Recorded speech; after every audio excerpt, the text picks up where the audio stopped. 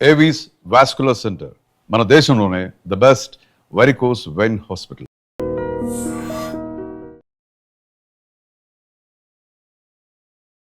Hi నమస్తే, welcome to I dream. నేను మీ uncle Pratyusha. Computer కన్నా ఎఫెక్టివ్గా వర్క్ చేసేది మన బ్రెయినే. సో ఎక్సర్సైజ్ చేయడం వల్ల మన బాడీయే కాదు, మన బ్రెయిన్ కూడా యంగ్ అవుతుందంట. సో ఇలాంటి బ్రెయిన్ గురించి ఎన్నో ఫ్యాక్ట్స్ అండ్ రీసెంట్ టైమ్స్లో బ్రెయిన్కి ట్రీట్మెంట్లో వచ్చిన టెక్నాలజీ గురించి చాలా విషయాలు తెలుసుకుందాం. వాటి గురించి క్లీన్ అండ్ క్లియర్గా ఎక్స్ప్లెయిన్ చేయడానికి ఈరోజు మనతో పాటు న్యూరో సర్జన్ డాక్టర్ అబ్రామ్ గారు మనతో పాటు ఉన్నారు. సో డాక్టర్ గారితో మాట్లాడి మన విషయాలు తెలుసుకుందాం. హాయ్ డాక్టర్ గారు, ఎలా ఉన్నారు? ఆల్ గుడ్ అండి. హాయ్. సో అసలు న్యూరో సర్జన్ అంటే ఏంటి? సో న్యూరో సర్జన్ అంటే ఎవరు అంటే బ్రెయిన్ ఆర్ స్పైన్కి సంబంధించిన ప్రాబ్లమ్స్ని సర్జరీ ద్వారా అడ్రస్ చేసేవాళ్ళు. ఓకే. సో చాలామంది ఏమనుకుంటారంటే స్పైన్ అంటే ఓన్లీ ఆర్థోపెడిక్స్ చేస్తారు అని. అవును. కాదు. సో స్పైన్కి సంబంధించి నరాలు ఇవన్నీ న్యూరో సర్జన్స్ డీల్ చేస్తాం అనమాట. Even okay. పెరిఫెరల్ నర్వ్స్లో ఏదన్నా ప్రాబ్లం ఉన్నా కానీ నరాలకి సంబంధించి, స్పైన్కి సంబంధించి, బ్రెయిన్కి సంబంధించి సర్జరీ చేసే వాళ్ళని న్యూరో సర్జన్స్ అంటారు. ఓకే. సో ఈ న్యూరలాజికల్ సమస్యలకు ప్రధాన లక్షణాలు ఏంటి అసలు? సో బ్రెయిన్కి సంబంధించి ఎట్లా ఉంటాయంటే హెడేక్స్ ఉంటాయండి. హుహు. మెయిన్గా చాలామంది తలనొప్పి చెప్తారు, లేకపోతే ఇంకా చాలా మల్టిపుల్ బ్రెయిన్లో చాలా డిఫరెంట్ పార్ట్స్ ఉంటాయి. అవును. ఒక్కొక్క పార్ట్ ఒక్కొక్క సిమ్టమ్ని మేనిఫెస్ట్ చేస్తుంది. హుహు. అంటే ముందు భాగం బ్రెయిన్ బిహేవియరల్ చేంజెస్ రావటం, లేకపోతే మతిమరుపు, లేకపోతే ఎక్కువగా కోపం రావటం ఇట్లాంటివి. హ్మ్. పక్క పార్ట్ ఆఫ్ బ్రెయిన్ టెంపరల్ లోబ్స్లో ఉన్నవి స్పీచ్ ప్రాబ్లమ్స్ ఉంటాం, మెమరీ డెఫిసిట్స్ రావటం అట్లాంటివి. హ్మ్. రైటల్ కొంచెం వెనకాలన్న భాగంలో హ్మ్. మనకి ఎటువైపు వెళ్తున్నాం, జాగ్రఫికల్ డిస్ట్రిబ్యూషన్ అంటే ఎటువైపు వెళ్తున్నాము, రైట్ లెఫ్ట్ కన్ఫ్యూజన్స్, లేకపోతే క్యాలిక్యులేషన్స్, వీటన్నిటి సిమ్టమ్స్. హుహు. వెనకాల మోస్ట్ పార్ట్ ఆక్సిపిటల్ లోబ్ అంటాం. ఆక్సిపిటల్ లోబ్ యూజువల్గా చూపుకి సంబంధించి సిమ్టమ్స్. ఇట్లా డిఫరెంట్ ఏ బ్రెయిన్ లోబ్లో ఇన్వాల్వ్మెంట్ బట్టి ఆ సిమ్టమ్ వస్తుంది. ఓకే. సో ఇప్పుడు మీరు చాలా ప్రాబ్లమ్స్ చెప్పారు కదా! ఇందులో అసలు సీరియస్ అని ఎవరు అనుకోరు స్టార్టింగ్‌లో. అంటే అన్నీ నార్మలే కదా! అందరికీ వచ్చే ప్రాబ్లమ్స్ మనకే వస్తాయి. ప్రతి చిన్నదానికి హాస్పిటల్‌కి ఎందుకు వెళ్ళాలి అని అందరూ లైట్ తీసుకుంటూ ఉంటారు. సో అసలు మన హెడ్‌లో వచ్చే ఈ చేంజెస్ అన్నీ కూడా మనం ఎలా గుర్తించాలి? ఇది మనకి ప్రాబ్లమ్, ఇది చాలా సీరియస్ అవుతుంది అని ఎలా గుర్తించాలి? సో డిఫరెంట్ ఏజ్ గ్రూప్స్ అండి. పిల్లలకి యూజువల్‌గా హ్మ్. వాళ్ళు అంటే చిన్న పిల్లలు ఎస్పెషల్లీ 2 ఏళ్ళు, 3 ఏళ్ళు వాళ్ళు హెడేక్ అని స్పెసిఫిక్‌గా చెప్పలేరనమాట. అవును. కరెక్ట్. వాళ్ళకి వామిటింగ్ వస్తున్నా, లేకపోతే వాళ్ళకి ఫీడ్స్ యాక్సెప్ట్ చేయకుండా డల్ అవుతున్నా, ఇవి చాలా వార్నింగ్ సైన్స్ అనమాట. సో హ్మ్. వెంటనే డాక్టర్‌కి చూపించాలి. చ్ అక్కడి నుంచి కొంచెం పైకొచ్చినప్పుడు ఏజ్ అరౌండ్ 15, 16 ఇయర్స్ వరకు వచ్చినప్పుడు 2 ఏళ్ల నుంచి హ్మ్. తలనొప్పి, అలాగే కళ్ళు సరిగ్గా చూడలేకపోతున్నాం, లేకపోతే స్కోలిస్టిక్ పెర్ఫార్మెన్సెస్ తగ్గుతున్నాయి. హ్మ్. ఇట్లాంటివి ఉన్నప్పుడు డాక్టర్స్‌ని రీచ్ అవ్వటం మంచిది. చిన్నపిల్లల్లో హైడ్రోకెఫలస్ ఇట్లాంటివి మేనిఫెస్ట్, బ్రెయిన్‌లో వాటర్ పెరగటము హుహు. ఇట్లాంటివన్నీ ఉంటాయన్నమాట. సో అవి వెంటనే చూపించటం చాలా మంచిది. హ్మ్. వెరాజ్ యంగ్ అడల్ట్స్‌లో ఉన్నప్పుడు యూజువల్‌గా లో గ్రేడ్ గ్లయోమాస్ అని చూస్తాం.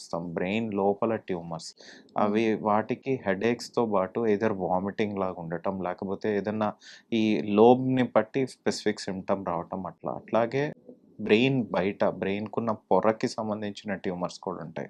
హ్మ్. యాంజియోమాస్ అట్లా అంటాం. అవి యూజువల్‌గా హెడేక్, వామిటింగ్ అండ్ కళ్ళు బ్లర్ అవ్వటము, హ్మ్. లేకపోతే సడెన్‌గా బ్లాక్ అవుట్స్ అవ్వటము ఇట్లాంటివన్నీ అవుతాయన్నమాట.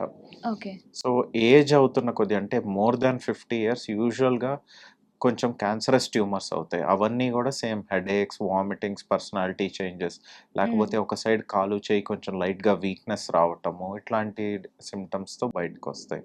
So okay. ఏదైనా హెడేక్ ఒక మాత్ర వేసుకొని తగ్గిపోయాక మళ్ళీ వస్తోంది అంటే హ్మ్. ఇమ్మీడియేట్‌గా ఒక న్యూరో ఫిజిషియన్‌ని గానీ, న్యూరో సర్జన్‌ని గానీ కలవటం చాలా అవసరం. ఓకే. సో ఇప్పుడు మీరు బ్రెయిన్ ట్యూమర్స్ గురించి చెప్పారు గదా! సో ఇందులో కూడా చాలా డిఫరెంట్ టైప్స్ ఉంటాయా? అవునండి. బ్రెయిన్ ట్యూమర్స్‌లో గూడా చాలా డిఫరెంట్ ట్యూమర్స్ ఉంటాయి. అంటే యూజువల్‌గా పిల్లల్లో వచ్చేవి మెజారిటీ ఆఫ్ ట్యూమర్స్ ఎక్కువ ప్రమాదకరమైనవి కావన్నమాట. ఓహో! ఓకే. అండ్ యంగ్ అడల్ట్స్‌లో వచ్చేవి గూడా చాలా ప్రమాదకరమైనవి కావు. కానీ హ్మ్. కొంచెం ఓల్డ్ ఏజ్ వస్తున్న కొద్దీ, వయసు పెరిగే కొద్దీ మెటాస్టాసిస్ ఈ మధ్య క్యాన్సర్స్ బాగా ఎళ్తున్నాయి. కరెక్ట్. వేరే అవును. భాగంలోంచి ట్యూమర్ బ్రెయిన్‌లోకి వెళ్లి మేనిఫెస్ట్ అవ్వటం, హుహు. లేదా బ్రెయిన్ ట్యూమర్స్‌లోనే గ్లయోబ్లాస్టోమాస్ అంటాం. అట్లాంటివి రావటము. హుహు. లేకపోతే మెనింజియోమాస్ అట్లాంటివి different types of tumours. Okay. So, ఈ బ్రెయిన్ ట్యూమర్స్ గురించి పెద్దగా అవగాహన ఉండదు చాలా వరకు. చదువుకున్న వాళ్ళకి ఉండదు. చదువుకోలేని వాళ్ళకి కూడా అంత ఐడియా ఉండదు. సో, ఇదేముందో లైట్ తీసుకుంటూ ఉంటారు. అది అలా లైట్ తీసుకోవడం వల్ల ఎలాంటి ప్రాబ్లమ్స్ ఫేస్ చేసే అవకాశాలున్నాయంటారు? యాహ్! సో, యూజువల్‌గా ఏమవుతుందంటే బ్రెయిన్ ట్యూమర్‌ని గనక వెంటనే అడ్రెస్ చేయకపోతే బ్రెయిన్ బయటున్న ట్యూమర్ వల్ల బ్రెయిన్‌లో వాపు పెరిగి సడెన్‌గా కోమాలోకి స్లిప్ అయిపోవటం అట్లాంటి ఛాన్సెస్ ఉంటాయి. ఓహ్! అదే యంగ్ అడల్ట్స్ గనక బ్రెయిన్ ట్యూమర్ చిన్న లో గ్రేడ్‌లో ఉన్నప్పుడు వాటిల్ని నెగ్లెక్ట్ చేసి చేయించుకోకపోవటం వల్ల ఏమవుతుందంటే ఏజ్ పెరిగే కొద్దీ అంటే ఒక 6 మంత్స్, 1 ఇయర్ అయ్యాక ట్యూమర్ గ్రేడ్ మారుతుంది. హ్మ్. డీడిఫరెన్షియేషన్ అంటాం. అంటే 1 ఉన్నది 3 అవ్వటం, 4 అవ్వటం అట్లాంటివి జరుగుతాయి. So, okay. గ్రేడ్ మారినప్పుడు ఏంటంటే లైఫ్ ఎక్స్‌పెక్టెన్సీ తగ్గిపోతుంది. హుహుహు. సో, అంటే ఇప్పుడు మన హెడ్‌లో వచ్చే ఏ చేంజెస్ అయినా సరే మనం గుర్తించాలి అంటే ఫస్ట్ డాక్టర్‌ని కన్సల్ట్ అవ్వాలి కదా! సో, అలా కాకుండా అన్నిటికి మీ దగ్గరకొచ్చిన తర్వాత కూడా ఎంఆర్ఐ స్కానింగ్ తప్పనిసరా అన్నిటికి? అన్ని సో, ప్రాబ్లమ్స్‌కి? యాహ్! సో, ప్రతి హెడేక్‌కి ఎంఆర్ఐ అవసరం లేదండి. హెడేక్‌కి హ్మ్. యాన్సిలరీ సింప్టమ్స్ ఉంటాయి. హుహు. ఎయిదర్ విజువల్ బ్లర్రింగ్ గానీ, లేకపోతే నాసియా, వామిటింగ్, లేకపోతే పర్సనాలిటీ డిసార్డర్స్, మెమరీ డిసార్డర్స్ ఇట్లాంటివేమైనా ఉన్నప్పుడు ప్రతి ఒక్క కండిషన్‌కి ఒక టెల్ సైన్ ఉంటుందనమాట. ఓకే. సో, హెడేక్‌తో పాటు యాన్సిలరీగా ఏమున్నాయనేది చూస్తాం. హ్మ్. పేషెంట్ సింప్టమ్స్‌కి అది కొరిలేట్ అవుతుంటే అప్పుడు ఎంఆర్ఐ రాస్తాం. హ్మ్. చాలా మందికి అపోహ ఏంటంటే ఎంఆర్ఐ తీసుకుంటే రేడియేషన్‌కి ఎక్స్‌పోజ్ అవుతామని. హ్మ్. బట్ కాదు, యాక్చువల్లీ మనం ఎర్త్‌లో ఏదైతే ఉంటున్నామో, earth is a magnetic field అనమాట. సో, ఎంఆర్ఐ గూడా మ్యాగ్నెటిక్ ఫీల్డ్. అందుకని ఎంఆర్ఐ చేసుకోవటం వల్ల ఏ ఇబ్బంది లేదు. హ్మ్. కరెంట్ ఎరాలో ఎంఆర్ఐ ఇంత రెడీలీ అవైలబుల్ ఉన్నప్పుడు ఒక బేస్‌లైన్ ఎంఆర్ఐ తీయించుకోవడంలో తప్పు లేదు. ఓకే. సో, అంటే ఇప్పుడు లేటెస్ట్‌గా వచ్చిన టెక్నాలజీ ఏంటి? అంటే కంపేర్ చేసుకుంటే ఈ 10 ఇయర్స్ లాస్ట్ 10 ఇయర్స్‌లో ఎలాంటి టెక్నాలజీ చేంజ్ అయిందంటారు? సో, టెక్నాలజీ చేంజెస్ యూజువల్‌గా పారాడైమ్ షిఫ్ట్‌లా చెప్తామండి. హ్మ్. నమూనా మార్పిడి అంటాము. హుహు. ఏంటి అంటే ఇదివరకు ఏమనుకునేవాళ్ళమంటే బ్రెయిన్ ఫంక్షన్ ఒక ఏరియాలోనే ఉంటుంది అని. ఇప్పుడు హ్మ్. అట్లా కాదు. కనెక్టోమిక్స్ అని మేము చేస్తున్నాం ఇండియాలో ఫస్ట్ టైమ్. హుహు. సో, ఇదేంటి అంటే బ్రెయిన్ నెట్వర్క్స్ ఉంటాయి. అంటే స్పీచ్ ఏరియాస్ ఒకటే ఉండదు. 3, 4 ఉంటాయి. ఒక్కొక్కటి ఒక్కొక్క నెట్వర్క్ ద్వారా ఇంకొక నెట్వర్క్‌తో మాట్లాడుకొని ఫైనల్ అవుట్‌పుట్ ఇస్తుంది. ఓకే. ఇలాగే మెమరీ గానీ, కాగ్నిషన్ గానీ, అంటే ఒక టీచర్‌కి కావాల్సిన స్కిల్ వేరే ఉంటుంది. ఒక పెయింటర్‌కి కావాల్సిన స్కిల్ వేరే ఉంటుంది. సో, హ్మ్. వీటన్నిటిని ఐడెంటిఫై చేసేదాన్ని కనెక్టోమిక్స్ అంటాం. కనెక్టోమిక్ అంటే ఒక నెట్వర్క్ ప్లస్ ట్రాక్ట్ అనమాట. హ్మ్. అంటే నా సెల్ ఫోన్, మీ సెల్ ఫోన్ నేను మెసేజ్ పంపిస్తే హ్మ్. ఎట్లా అయితే ఇన్విజిబుల్‌గా 2 మాట్లాడుకుంటున్నాయో, బ్రెయిన్‌లో గూడా అట్లాగే నెట్వర్క్స్ మాట్లాడుకుంటాయన్నమాట. ఓహ్! మాట్లాడుకొని ఫంక్షన్ అవుట్‌పుట్ ఇస్తుందన్నమాట. సో, హుహు. దాన్ని చూసి వాటికి డ్యామేజ్ అవ్వకుండా సర్జరీ చేయటం ఇప్పుడు మోస్ట్ అడ్వాన్స్డ్ అండి. ఓకే. అండ్ మేజర్ షిఫ్ట్స్ ఇంకా ఏమొచ్చినాయంటే నావిగేషన్స్ అంటాం. హ్మ్. నావిగేషన్ అంటే ఏంటంటే, ఇప్పుడు మామూలుగా మనం కార్ డ్రైవ్ చేస్తున్నాం అనుకోండి. ఇనీషియల్ డేస్‌లో we never had a GPS. But BMW had bought GPS. Same hmm. Thing బ్రెయిన్‌లో ఇప్పుడు 3 నావిగేషన్ వచ్చినాయి. హ్మ్. అంటే పేషెంట్‌ని మనం జస్ట్ గాగల్స్ పెట్టుకొని మనం పేషెంట్ బ్రెయిన్‌లో కంప్లీట్‌గా చూడొచ్చు. నెట్వర్క్ ఏంటి, ఓహ్! ట్యూమర్ ఏంటి, ట్రాక్ట్ ఏంటి అట్లాంటిది కంప్లీట్‌గా పేషెంట్ బ్రెయిన్ లోపలికి చూడొచ్చనమాట. హ్మ్. మామూలుగా మనం బయట నుంచి చూస్తే మనకేం తెలీదు. తెలీదు. బట్ ఆ నావిగేషన్‌తో చూస్తే మనం ఎక్కడున్నాము, ఏ స్ట్రక్చర్‌లోకెళ్తున్నాము, ట్యూమర్ ఓహ్! ఎక్కడుంది దీనివల్ల ఏంటంటే ఇన్సిషన్స్ చిన్నవవుతాయి. బోన్ కట్టింగ్ అవన్నీ చాలా చిన్నగా ఉంటాయి. హ్మ్. బ్రెయిన్‌కి కొలేటరల్ డ్యామేజ్ అసలుండదనమాట. So, hmm. Least positive footprint ఇస్తాం బ్రెయిన్ మీద వీటి వల్ల. Hmm. And next endoscopic surgery brain and స్పైన్‌ని చాలా రివల్యూషనరైజ్ చేసింది లాస్ట్ 10 ఇయర్స్‌లో. హుహు. సో, నేను ఇండియాలో ఫస్ట్ కేస్ చేశాను. కంటి పక్క నుంచి ఎండోస్కోప్ ద్వారా బ్రెయిన్ ట్యూమర్ తీసాం. ఓహ్! సో, జస్ట్ ఈ ఐలిడ్ క్రీస్ అంటాము. ఆ ఐలిడ్ క్రీస్‌లో ఇన్సిషన్ ఉంటుంది. హ్మ్. ఎండోస్కోప్ ద్వారా వెళ్లి ట్యూమర్‌ని తీసాము. సో, ఇట్లాంటివి అండ్ స్పైన్‌లో గూడా కంప్లీట్‌గా ఎండోస్కోపీ వచ్చేసినాయి. జస్ట్ 8 ఇన్సిషన్‌తో డిస్క్స్ తీయటము, స్పైన్ పెథాలజిస్ట్‌ని అడ్రెస్ చేయటం ఇవన్నీ వచ్చినాయి. Hmm. So, these are paradigm shifts. Hmm. So, దీనివల్ల చాలా యూజ్ ఉంటుంది కదా! సో, ఇదివరకు సర్జరీస్ అంటే చాలామంది చాలా రిస్క్ ఎక్కువుంటుంది. సక్సెస్ రేట్ చాలా తక్కువగా ఉంటుంది అని భయపడుతుండేవాళ్ళు. అంటే ఒక్కసారి బ్రెయిన్‌కి ఏమైనా ప్రాబ్లమ్ వస్తే ఇంకా బ్రెయిన్ డెడ్ అలాంటివేమైనా వస్తే ఇంకా అయిపోయింది పరిస్థితి, ఇంకా 99% అయిపోయిందని చెప్పుకుంటుంటారు. సో అలాంటి వారికి ఇది కొంచెం బెటర్ కదా, సో అలా అనుకున్న టైంలో? ఇప్పటికీ మా దగ్గర చాలా మంది పేషెంట్స్ వస్తారండి. బ్రెయిన్ హ్మ్. ట్యూమర్ గానీ, లేకపోతే స్పైనల్ డిస్క్ ప్రాబ్లమ్ గానీ ఏమన్నా ఉంటే సర్జరీ అడ్వైస్ చేసినప్పుడు హ్మ్. పక్క వాళ్ళు వద్దన్నారండి, తెలిసిన వాళ్ళు వద్దన్నారు, కాళ్ళు అవును. పడిపోతాయి. హ్మ్. అలా కాదు. న్యూరో సర్జరీ చాలా కంప్లీట్‌గా షిఫ్ట్ అయిపోయిందనమాట. హ్మ్. సో, కొలేటరల్ డ్యామేజ్ ఏమి ఉండదు. చాలా సేఫ్‌గా అయిపోయింది. ఆల్మోస్ట్ 99.9% వరకు సేఫ్ అయింది. హ్మ్. డిస్క్ తీసేటప్పుడు నరాలకి ప్రాబ్లమ్ గాకుండా, అలాగే బ్రెయిన్‌లో ఏదన్నా ప్రాబ్లమ్‌ని అడ్రెస్ చేస్తున్నప్పుడు, హుహు. చుట్టుపక్కల ఉన్న ఇంపార్టెంట్ ఏరియాస్‌కి ప్రాబ్లమ్ అవ్వకుండా సర్జరీస్ చేస్తున్నాం. సో, చాలా సేఫ్‌గా అయినాయి. హ్మ్. ఎగ్జాక్ట్‌లీ మా మదర్‌కి కూడా అదే చెప్పారు. అంటే కొంచెం బ్యాక్ పెయిన్ ఉండే. సర్జరీ చేస్తే సక్సెస్ అయితే సక్సెస్ అయినట్టు. లేదు అంటే ఇంకా లైఫ్ లాంగ్ బెడ్ పైనే ఉండాలి అని చెప్తూ ఉండేవాళ్ళు. సో, అందుకే మేము ఇప్పటి వరకు ఇలాంటి సర్జరీకి వెళ్ళకుండా అలానే మెయింటైన్ చేస్తూ ఉన్నామనమాట. సో, అంటే అలా అది మిథ్యే అనుకోవచ్చా? సో, స్పైనల్ ప్రాబ్లమ్‌కి నేను ఎలా కంపేర్ చేయాలి అంటే బెర్నౌల్లీస్ థీరమ్ అందరం చదువుకుంటాం కదా! హ్మ్. సో, సేమ్ లైక్ కార్‌ని ఇప్పుడు టైర్ మార్చాలంటే ఎట్లయితే స్టెప్నీతో కార్‌ని లిఫ్ట్ చేస్తామో, ఇప్పుడు హ్మ్. ఎండోస్కోపీ సర్జరీ ఎంత సేఫ్‌గా అయిందంటే, వాటర్ వల్ల మజిల్ అంతా లిఫ్ట్ అవుతుందండి. మజిల్‌ని కట్ చేయం. స్కిన్ మీద ఓహ్! జస్ట్ 8 ఇన్సిషన్ ఉంటుంది. ఆహా! వాటర్ ఇన్‌ఫ్లో వల్ల మజిల్ అంతా బోన్ నుంచి లిఫ్ట్ అవుతుంది. హ్మ్. బోన్‌ని జస్ట్ 3 షేవ్ చేస్తాం. బోన్‌ని కట్ కూడా చేయము. హ్మ్. సో, అలాగే ఎండోస్కోప్ ద్వారా లోపలికెళ్ళిపోతాం. అంటే it's like a tunnel vision అనమాట. Go, go, go, go inside ఎగ్జాక్ట్‌గా డిస్క్ పెథాలజీ దగ్గరికెళ్ళి డిస్క్ తీసేసొస్తాం. సో, దానివల్ల నరానికి ప్రాబ్లమ్, హ్మ్. లేకపోతే పాదాలకు ప్రాబ్లమ్ అవ్వటం హ్మ్. అట్లాంటివేమి ఉండదు. ఓకే. సో, పేషెంట్‌కి గూడా చాలా డౌట్స్ ఉంటాయి. ఆ టైంలో వాళ్ళ ఫ్యామిలీ కావచ్చు, ఇది ఓకేనా? కాదా? అని చాలా డౌట్స్ ఉంటాయి కదా! సో, వాళ్ళకి మీరు ఏ విధంగా ధైర్యం చెప్తారు ఆ టైంలో? సో, వాళ్ళకి యూజువల్‌గా ఏం చెప్తామంటే సర్జరీ ప్రొసీజర్ అదంతా ఎక్స్‌ప్లెయిన్ చేస్తాం. మా దగ్గర ఏమైనా వీడియోస్ ఉంటే అవి చూపిస్తాం. ఓకే. ప్రీవియస్ పేషెంట్ ఫోటోస్ కానీ ఏమన్నా హ్మ్. అట్లాంటివి, లేకపోతే వాళ్ళెవరన్నా అప్పటికి భయంగా ఉందంటే ఎవరన్నా పేషెంట్స్‌తో మాట్లాడిచ్చటము. ఆల్రెడీ హ్మ్. ఇన్ పేషెంట్స్ ఉన్నవాళ్ళు గానీ, లేకపోతే ఇదివరకు చేయించుకున్న వాళ్ళతో హ్మ్. మాట్లాడిచ్చినప్పుడు వాళ్ళకి ఆ కాన్ఫిడెన్స్ ఒస్తుంది. హ్మ్. ఏ డాక్టర్ అయినా పేషెంట్‌తో పర్సనల్‌గా మాట్లాడితే అంటే హ్మ్. వాళ్ళకి ఆ ధైర్యం చెప్తే పేషెంట్ ఖచ్చితంగా ఒప్పుకుంటారు అని మేము నమ్ముతాం. నమ్ముతారు. ఓకే.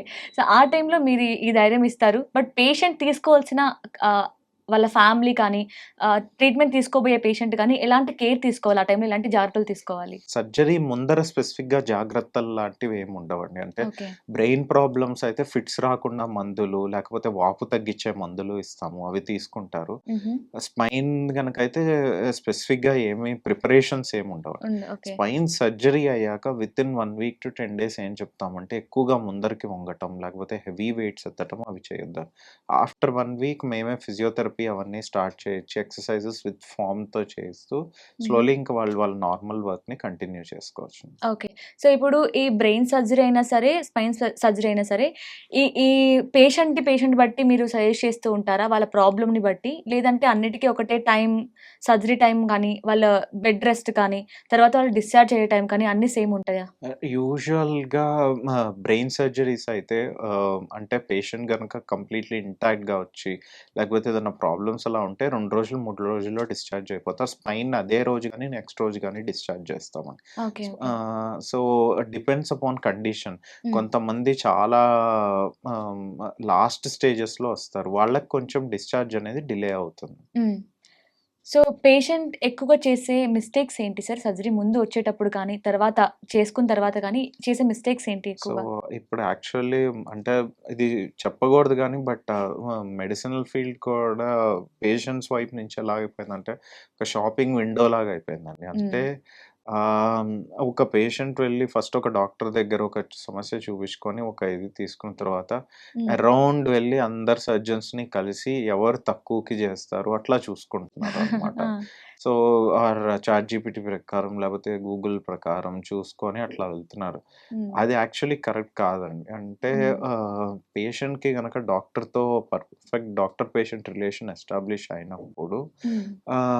డిలే చేయకుండా ఎంత ఎర్లీగా చేయించుకుంటే అంత మంచిది. ఓకే. అండ్ ఒకసారి ప్రాబ్లమ్ ఉంది అని తెలిసాక దాన్ని డిలే చేస్తూ కాదులే తర్వాత చేసుకుందాం, లేకపోతే పండగలయ్యాక చేయించుకుందాము, లేకపోతే ఇట్లాంటివున్నప్పుడు అవన్నీ పెరిగి అనవసరంగా కాంప్లికేట్ అయ్యే ఛాన్సెస్ ఉంటాయి. హ్మ్. సో ఏజ్ కూడా ఒక్కోసారి కాంప్లికేట్ అవుతూ ఉంటుందా? అంటే ఇప్పుడు ఒక్కొక్కళ్ళలో ఒక్కొక్క ప్రాబ్లమ్ ఉంటుంది. సో బ్రెయిన్ ఎగ్జాంపుల్‌గా తీసుకుంటే, సో ఈ ఏజ్ వాళ్ళలో ఎక్కువ కాంప్లికేషన్స్ వస్తాయి అని ఏమైనా ఉంటుందా? సో, బ్రెయిన్‌కి సంబంధించి స్పెసిఫిక్‌గా ఏజ్‌తో రిలేషన్ లేదండి. కాకపోతే ఏంటంటే, ఏజ్ పెరిగే కొద్దీ వేరే కండిషన్స్ అంటే కార్డియాక్ కండిషన్స్ కానీ, పల్మో కండిషన్స్ శ్వాస తీసుకోవటం తక్కువ అవ్వటం గానీ, హ్మ్. లేకపోతే కిడ్నీ ప్రాబ్లమ్స్, లివర్ ప్రాబ్లమ్స్ ఇట్లా ఉండటం వల్ల కొంచెం వాటి వల్ల ప్రోగ్నోసిస్ కొంచెం అటు ఇటు అవుతుంది గానీ, హుహు. బ్రెయిన్‌కి స్పెసిఫిక్‌గా ఏజ్‌తో సంబంధం లేదు. హ్మ్. 1 మంత్ నుంచి 90 ఇయర్స్ వరకు బ్రెయిన్ సర్జరీస్ చేసిన పేషెంట్స్ ఉన్నారు. హ్మ్. సో స్పైన్‌లో అయితే? అంటే స్పైన్‌లో పిడియాట్రిక్ పేషెంట్స్‌లో స్పైన్ కండిషన్స్ కూడా చాలా డిఫరెంట్‌గా ఉంటాయి. అంటే హ్మ్. మదర్ ఫోలేట్ క్యాప్సూల్స్ తీసుకోలేదు అట్లా చెప్తూ ఉంటారు కదా! సో, హ్మ్. స్పైన్ కంప్లీట్‌గా ఫార్మ్ అవ్వదనమాట హుహు. వాళ్ళకి. సో, స్పైనల్ కార్డ్ వెళ్ళి స్కిన్‌కి అతుక్కుపోతుంది. హ్మ్. అవి సర్జరీస్ చేయటము, రిలీజ్ చేయటం అవన్నీ కూడా మేము 1 మంత్, 2 మంత్స్ చిల్డ్రన్‌లోనూ చేసాం. అలాగే 90 ఇయర్స్‌లో కూడా నడవలేక అంటే మిగతా పెర్ఫార్మన్స్ అంతా బావుండి హ్మ్. స్పైనల్ ప్రాబ్లమ్ వల్ల సరిగ్గా నడవలేకపోవటం, వాళ్ళకి కూడా స్పైనల్ ఫిక్సేషన్ సర్జరీస్ చేసాం. హ్మ్. Everyone is doing good. హ్మ్. కానీ చాలామంది చెప్తూ ఉంటారు, మీరు కొంచెం ఏజ్ అయిపోయింది కదా! మీకిప్పుడు స్పైన్ సర్జరీ చేయడం వల్ల మీరు క్యూర్ అవ్వడం చాలా కష్టం అని కూడా డాక్టర్స్ కూడా చెప్తూ ఉన్న కేసెస్ కూడా చూసాం. సో, దాన్ని ఏ విధంగా చూడొచ్చంటారు మరి? ఇప్పుడు ప్రస్తుతం ఉన్న టెక్నాలజీ న్యూరో సర్జరీలో ఎండోస్కోపీ వాటన్నిటి వల్ల స్పైన్ సర్జరీ వల్ల రికవర్ అవ్వటం తగ్గిపోతుంది అనే సమస్య లేదండి. హ్మ్. సో, స్పైన్ సర్జరీ వల్ల ఇంప్రూవ్ అయ్యే ఛాన్సెస్ ఎక్కువున్నాయి గానీ, హ్మ్. సర్జరీ చేశాక మీరు డిటీరియరేట్ అవుతారు అని యూజువల్‌గా ఎవరికీ చెప్పం. హ్మ్. సో, ఇప్పుడు మీరు చాలా కేసెస్ చూస్తుంటారు. బ్రెయిన్ గురించి బ్రెయిన్ సర్జరీ కావచ్చు, స్పైన్ సర్జరీ కావచ్చు, ఇలా చాలా చూసుంటారు కదా! సో, మీరు బాగా ఇది కాంప్లికేటెడ్‌గా ఫీల్ అయిన కేస్ ఏమైనా ఉందా? So, complicated cases depends upon diagnosis. అంటే ఓకే. కొన్ని కండిషన్స్ ఉంటాయండి కాంప్లికేటెడ్‌గా. హుహు. బట్ అవి చేసే ఎక్స్‌పర్టీస్ మా దగ్గర ఉంది. హ్మ్. సో, అంటే ఏ కొంతమంది పేషెంట్స్ ఏంటంటే ఇప్పుడు మీరన్నట్లు స్టార్టింగ్‌లో విండో షాపింగ్ లాగా అన్ని హాస్పిటల్స్ వెళ్ళి ఎక్కడ ఓకేనా? ఎక్కడ తక్కువకొస్తుంది నాకు? నాకెక్కువ ఎక్కడ మనీ సేవ్ అవుతుంది అని చూసుకుంటూ టైం వేస్ట్ చేస్తూ ఉంటారు. సో, అలా చేయడం వల్ల కూడా కాంప్లికేషన్స్ పెరిగే ఛాన్సెస్ ఉంటాయి కదా! అలా మీ దగ్గరకొచ్చిన పేషెంట్ ఏమైనా కేసెస్ ఏమైనా ఉన్నాయా అలా? ఉంటాయండి. చాలా కేసెస్ ఉంటాయి అట్లా ఈ మధ్య. అలా చాలా జరుగుతున్నాయి. హ్మ్. బట్ ఆహ్, ఆహ్, సర్జరీ కాంప్లికేటెడ్ అని ఎప్పుడు అనిపిస్తుంది అంటే, ఇప్పుడు ఒక ఇంపార్టెంట్ స్ట్రక్చర్ బ్రెయిన్ లోపలున్న ఏదైనా ట్యూమర్స్ సడెన్‌గా పేషెంట్ స్పీచ్ ఏరియాని ఇన్వాల్వ్ చేసింది. లేకపోతే కాళ్ళు, చేతులు నరం దగ్గరకి ఆల్రెడీ ఇన్ఫిల్ట్రేట్ అయింది. ఇట్లాంటివన్నీ కాంప్లికేటెడ్ ప్రొసీజర్స్ అండి. హ్మ్. వాటిలో ఏం చేస్తామంటే, ఆ నరం దగ్గర మాత్రం కొంచెం వదిలేస్తాం. ఎందుకంటే అది కూడా తీస్తే పేషెంట్స్ కంప్లీట్‌గా పెరాలిసిస్ వస్తుంది కాబట్టి. హ్మ్. సో, ఇట్లాంటివి కాంప్లికేటెడ్‌గా ఉంటాయి. బట్ వితౌట్ కాంప్లికేషన్స్ యూజువల్‌గా చేయటానికే చేస్తాం. హ్మ్. సో, ఇప్పుడు మీరు చెప్తుంటే బానే ఉంది. అంటే ఒక పేషెంట్ ఎలాంటి భయం లేకుండా వచ్చి మీకున్న ప్రాబ్లమ్‌ని చూయించుకోవచ్చు. అంత టెక్నాలజీ చేంజ్ అయిందని చెప్తున్నారు. బట్ మైగ్రేన్ విషయానికొస్తే ఎక్కువగా వింటుందేంటంటే మైగ్రేన్‌కి అసలు పర్మనెంట్ సొల్యూషన్ ఉండదు. ఉన్నా కూడా అప్పటికప్పుడు రిలీఫ్‌గా ఉండడం కోసం డాక్టర్స్ చూస్తూ ఉంటారు. చెప్తూ ఉంటారు పర్మనెంట్ అని. కానీ అది ఉండదని వింటూ ఉంటాం. సో, మీరేమంటారు? నిజంగానే మైగ్రేన్‌కి సొల్యూషనే లేదా పర్మనెంట్‌గా? So, first actually migraine is a chronic condition అండి. అంటే హ్మ్. It's also a life style disease. హ్మ్. సో, మైగ్రేన్‌లో గూడా చాలా రకాలున్నాయన్నమాట.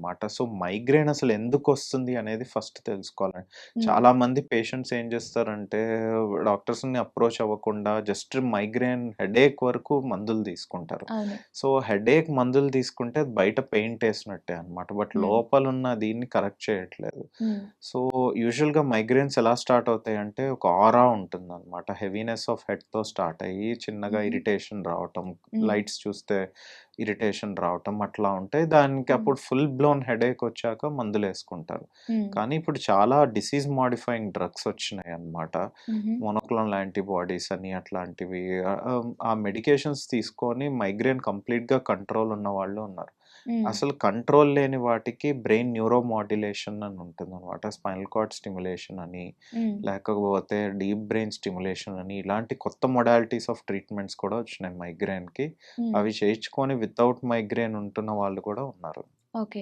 సో, మైగ్రేన్ విషయంకొస్తే మాత్రం మైగ్రేన్ గురించి పూర్తి నాలెడ్జ్ లేని వాళ్ళు కూడా చాలా మంది ఉంటారు. ఎందుకంటే హెడ్‌ఏక్ కదా! నార్మల్ హెడ్‌ఏకే అనుకుంటూ ఉంటారు. ఇప్పుడు మనకి ఒక్కోసారి సరిగ్గా నిద్ర పట్టకపోయినా కూడా బాగా హెడ్‌ఏక్ వస్తూ ఉంటుంది. నైట్ పడుకోకపోతే. ఆకలేసినా కూడా హెడ్‌ఏక్ వస్తూ ఉంటుంది. సో, దాన్ని లైట్ తీసుకుంటూ ఉంటారు కదా! ఇంకొంతమందిలో ఏంటంటే మైగ్రేన్ ఉన్న వాళ్ళు డిఫరెంట్ డిఫరెంట్ లక్షణాలు కనిపిస్తూ ఉంటాయి. మీరన్నట్లు ఎక్కువ వెలుతురు చూడలేరు. కొంతమందైతే అసలు ఏమంటారు మనుషులతో మాట్లాడడానికి కూడా ఇష్టపడరు. కోపం ఎక్కువగా వస్తూ ఉంటుంది.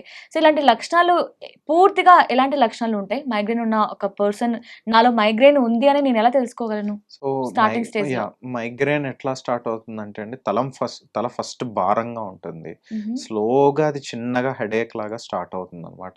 తలనొప్పి, ఫుల్ బ్లోన్ తలనొప్పిలాగా. హ్మ్. ఆ తలనొప్పి వచ్చినప్పుడు లైట్స్ చూస్తే చిరాకొస్తుందనమాట. అందుకని దాన్ని ఫోటోఫోబియా అంటాం. అందుకే వాళ్ళు ఐసోలేట్ అయిపోతారు. హ్మ్. సౌండ్స్ విన్నా చిరాకొస్తుంది. లేదా వామిటింగ్ వచ్చే సెన్సేషన్ లాగా ఉంటుంది. వామిటింగ్స్ కూడా అవుతాయనమాట. ఇవన్నీ మైగ్రేన్ లక్షణాలు. ఓకే. అండ్ ఈవెన్ హెడ్‌ఏక్ కూడా డిఫరెంట్‌గా ఉంటుంది కదా! నార్మల్ రెగ్యులర్ హెడ్‌ఏక్‌లా కాకుండా వన్ సైడే వస్తూ ఉంటుంది. అవునండి. అది ఎందుకు సార్? అందరికి ఒకటే సైడ్ ఉంటుందా? లేదంటే చేంజ్ అవుతూ ఉంటుందా? ఒకటే యూజువల్‌గా వచ్చేది ఒక సైడే ఉంటుందండి. హ్మ్. స్పెసిఫిక్‌గా ముందర పక్క భాగంలో ఉంటుందనమాట. ఓకే. అసలు మెయిన్ రీజన్ ఏంటి? అసలు ఎందుకొస్తుంది మైగ్రేన్? సో, యూజువల్‌గా ఆడవాళ్ళకొస్తుందండి. ఎందుకు అంటే హార్మోనల్ చేంజెస్ వల్ల, ఈస్ట్రోజన్ వల్ల ఏమవుతుందంటే, ఏదైతే బ్రెయిన్‌కి చుట్టూతా ఉండే పొర ఉంటుందో, ఆ పొరకి బ్లడ్ సప్లై ఉంటదనమాట. దానివల్లే మనకి హెడేక్ వస్తుంది. బ్రెయిన్ పర్ సేకి ఏమీ పెయిన్ ఉండదు.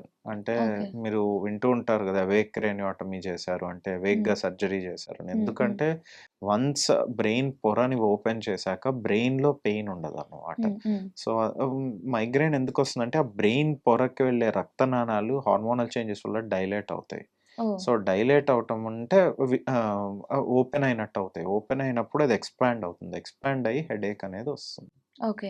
సో, అసలు మనలో ఈ లైఫ్ స్టైల్ చేంజెస్ చేసుకోవడం వల్ల ఈ న్యూరోలాజికల్ ప్రాబ్లమ్స్ రావు అంటే ఏం లక్షణాలు చేంజ్ చేసుకోవాలి? For headaches. ఆ! అసలు ఏ న్యూరలాజికల్ ప్రాబ్లమ్. సో,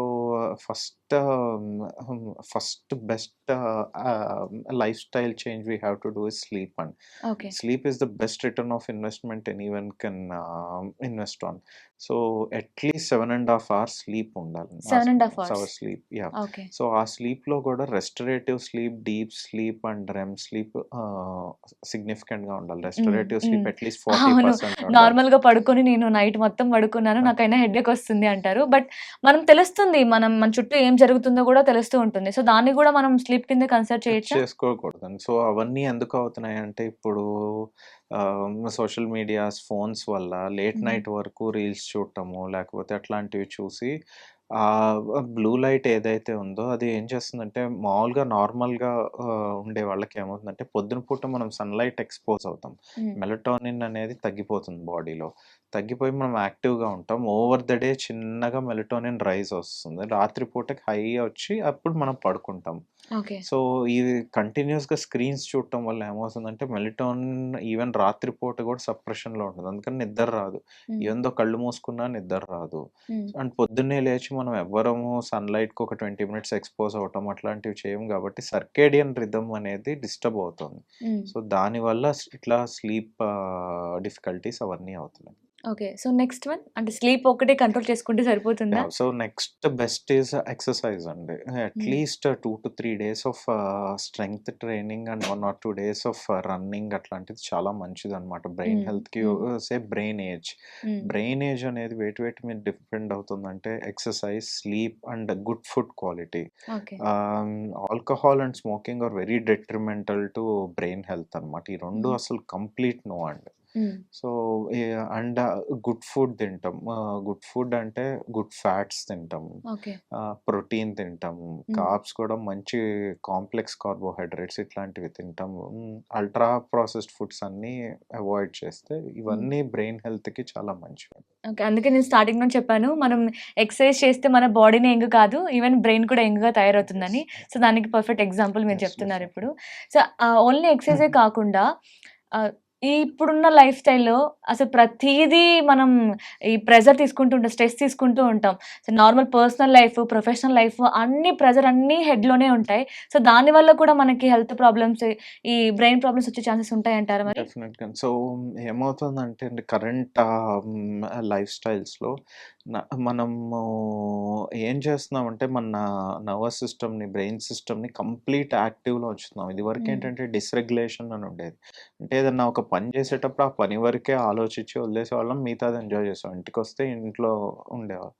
ఇంటి గురించి ఆలోచించేవాళ్ళం. వర్క్‌లో ఉన్నప్పుడు వర్క్. కానీ ఇప్పుడు మనకెలా అయిపోయిందంటే నర్వస్ సిస్టమ్ రెగ్యులేషన్ కంటిన్యూయస్‌గా చేస్తున్నాం. హ్మ్.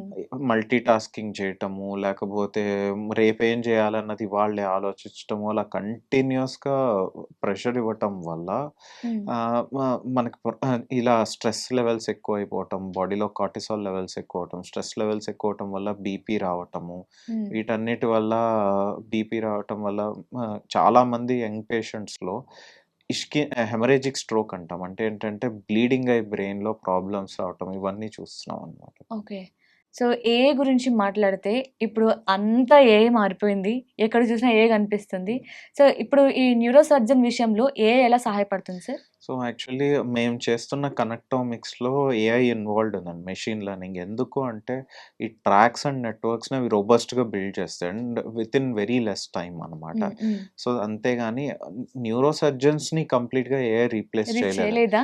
రీప్లేస్ చేయలేదు. ఎందుకు అంటే ఏఐకి ఎంత ఎబిలిటీ ఉన్నా ఏఐ కెనాట్ డూ సర్జరీ. హ్మ్. రోబోటిక్స్ అవన్నీ వచ్చినా దాన్ని కమాండ్ చేసేది ఒక సర్జనే ఉంటారు. అండ్ దాంట్లో ఆ మెషిన్ లెర్నింగ్‌కి ఆ ప్రాసెస్ అంతా సర్జన్ ఇంట్యూషన్ వల్లే అది జరుగుతుంది గానీ, అది ఏఐ వల్ల కాదనమాట. సో, హ్మ్. ఇప్పుడు ఇద్దరు డాక్టర్స్ ఉన్నారు. ఒక డాక్టర్‌కి ఏఐ రాదు. ఒక డాక్టర్‌కి ఏఐ వచ్చు. హ్మ్. సో, డాక్టర్‌కి ఎవరికైతే ఏఐ వాడటం వచ్చో హీ విల్ డూ బెటర్. ఎందుకంటే his outputs, his hmm. Results and all will be better. So, నేను అలా తీసుకుంటాను ఏఐని. హ్మ్. ఈవెన్ ఏఐ గూడా AI has made its entry into every field of medicine. Hmm. Whether it's radiology, neurosurgery, neurology correct. ఏదైనా. ఎందుకు అంటే for machine learning to predict models, to predict outcomes AI is very good. Hmm. It's ఇదివరకు phones లేవు. ఇప్పుడు smart phones వచ్చినాయి. Same అలాగే AI గూడా హ్మ్. It is making our life easier. హ్మ్. సో, ఇప్పుడు మీరు చెప్తున్నారు గదా! ఇదివరకు ఫోన్స్ లేవు. కానీ ఇప్పుడొచ్చాయి. సో, ఇదివరకు ఏఐ లేదు. కానీ ఇప్పుడు అంటే ఇద్దరు ఉండాలని చెప్తున్నారు. డాక్టర్ ఉండాలి, ఏఐ ఉండాలి. యాహ్! బట్ ఫ్యూచర్‌లో ఓన్లీ ఏఐ మొత్తం చేసేయగలదంటే నమ్ముతారా? ఇప్పుడు యాస్ ఆఫ్ నౌ ఓకే. ఇద్దరు ఉండాలి, ఇద్దరు కలిస్తే జరుగుతుంది అని. బట్ నెక్స్ట్ ఫ్యూచర్ గురించి ఏంటి? సో, ఫ్యూచర్‌లో డిజిటల్ ట్విన్స్ అని వస్తాయండి. అంటే ఏంటి హుహు. అంటే పేషెంట్ స్పెసిఫిక్ ఇది పేషెంట్‌కి ఏదైతే ఉందో సేమ్ అలాంటిది ముందరే ఒక మోడల్‌లాగా అవుతుందనమాట. సో, డాక్టర్ దాన్ని గైడ్ చేస్తాడు. ఎలా హ్మ్. అవుతుంది, ఏంటి అనేది. సో, దాన్ని బట్టి వర్క్ ఫ్లో ఉంటుంది. So, it's just like a digital twin. Okay. So, ఈ న్యూరలాజికల్ విషయంలో సమస్యల్లో ఎక్కువగా జనాలు అనుకుంటున్న మిత్స్ ఏంటి? వాటికి మీరు ఎలాంటి ఆన్సర్స్ ఇవ్వాలనుకుంటున్నారు? న్యూరోసర్జికల్ మిత్స్ చాలా మందికి ఏముంటాయంటే అండి స్ట్రోక్ కానీ ఇట్లాంటివి ఏదన్నా ఇనీషియల్ వార్నింగ్ సిమ్టమ్స్ వచ్చినప్పుడు ఏదన్నా మాత్రేద్దాం లేకపోతే పడుకోబెడదాం నయమైపోతుంది అనేది చాలా పెద్ద అపోహ అనమాట. హ్మ్. స్ట్రోక్ తాలూకా సిమ్టమ్స్ ఏదన్నా వస్తే వెంటనే యాక్ట్ అవ్వాలి. ఈవెన్ ఇప్పుడు చాలా ఇండియన్ గవర్నమెంట్ మొత్తం చాలా stroke command centres even district levels వాటిల్లో వరకు ఎస్టాబ్లిష్ అయినాయి. సో, హ్మ్. ఇమ్మీడియేట్‌గా రీచ్ ఔట్ అవుతే పెద్ద స్ట్రోక్ అవ్వకుండా జాగ్రత్త పడొచ్చు. లైఫ్ లాంగ్ డిసెబిలిటీని ప్రివెంట్ చేయొచ్చు. హ్మ్. అండ్ సేమ్ బ్రెయిన్‌కి సంబంధించి ఏదైనా సమస్య ఉన్నప్పుడు హుహు. హెడేక్ గాని అట్లా వస్తే జస్ట్ టాబ్లెట్ ఏసి ఊరుకుందాం కంటే దగ్గరున్న న్యూరాలజిస్ట్ కానీ, న్యూరోసర్జన్‌కి కానీ చూపిస్తే హ్మ్. అది డేంజరస్సా కాదా అనేది తెలుస్తుందనమాట. ఇవి okay. Major myths and facts. Hmm. So, ఫైనల్‌గా చూస్తున్న వాళ్ళకేమైనా చెప్పాలనుకుంటున్నారా ఆడియన్స్‌కి? ఎప్పుడైనా క్యూరేటివ్ కంటే preventive measures are better. So, preventive measures బ్రెయిన్‌కి సంబంధించి తీసుకోవాలి అంటే, ఇందాక చెప్పినట్టు స్లీప్ ఒకటి main important. Hmm. And healthy lifestyle at least 5 days a week హెల్తీగా ఉండటము. Either run, jog or lifting weights ఇట్లాంటివి చేయటం. Eat healthy, ultra processed foods అవన్నీ చేయకుండా. అండ్ చాలా మందికి మనం చూస్తూ ఉంటాం అరౌండ్ 60, 65 అయ్యాక ఈ మధ్య డెమెన్షియాస్ ఇవన్నీ వస్తున్నాయన్నమాట. అల్జైమర్స్ ఇవన్నీ. సో, ప్రివెంట్ చేయటానికి అట్‌లీస్ట్ 5-10 ఇయర్స్ ఒక న్యూ హాబీ నేర్చుకోవటం అనేది ఇండికేటెడ్ అనమాట. సో ప్రతి 5 ఇయర్స్‌కి 10 ఇయర్స్‌కి ఒక న్యూ హాబీ, ఏదన్నా చిన్న హాబీ, స్కెచింగ్ గానీ, లేకపోతే నిట్టింగ్ గానీ, అట్లాంటివి ఏదన్నా కాలిగ్రఫీ ఇట్లాంటివి ఏదన్నా చేస్తే, బుక్ రీడింగ్ ఇట్లాంటివన్నీ, your mind will be very active. Okay. Thank you so much sir. చాలా చక్కగా ఎక్స్‌ప్లెయిన్ చేశారు. మీ టైమ్‌ని మా కోసం స్పెండ్ చేసి ఈ న్యూరో సర్జికల్ గురించి క్లియర్‌గా ఎక్స్‌ప్లెయిన్ చేసినందుకు thank you so much. Thank you so much. Thank you for having me.